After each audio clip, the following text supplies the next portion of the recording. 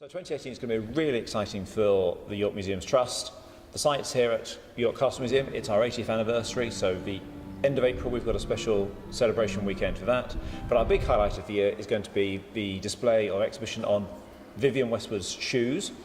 We'll be supplementing her collection with some of our own costume collection. You see some of our costumes here behind me. These are hats, but we've got a fine selection of shoes as well. So that's going to be a big highlight at the Castle Museum.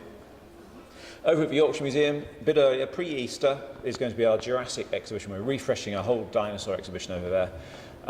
So that's going to be a permanent exhibition starting at the end of March, and that's going to be brilliant. A lot of digital, a lot of animatronic information, and looking at Yorkshire as the dinosaur country in 3 different stages of the dinosaur world. The Art Gallery continues its fantastic Changing Ink programme of exhibitions. I think one of the highlights for me will be the BFG, the Big Friendly Giant, the illustrations from Quentin Blake. But before that we have exhibitions exploring migration, which is called The Sea's the Limit. And then we have changing exhibitions in the COCA, the Ceramic Centre, featuring Lucy Ree. What I think it is, it's that aspect of permanent change. Yes, we have the Victorian Street here, which everybody comes to. It's iconic, it's what people talk about, what they remember. But for our York residents, then we need to keep things fresh, keep changing things.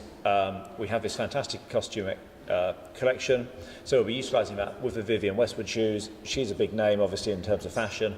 So we're hoping that'll act as a really big draw to the castle, and people will focus on that and maybe spend a little bit less time down here. But obviously the street remains here as, you know, this fantastic exhibition that it is. But there's just the whole history of the city, dating back from Roman times or pre-Roman times, again, which is featured in the Castle Museum, in the Yorkshire Museum, right through to modern day history. So much history, all of which is featured in the York Museums Trust museums and galleries. I'm really looking forward to Quentin Blake and the BFG. I think we all remember reading that book as a child, or reading it to our children.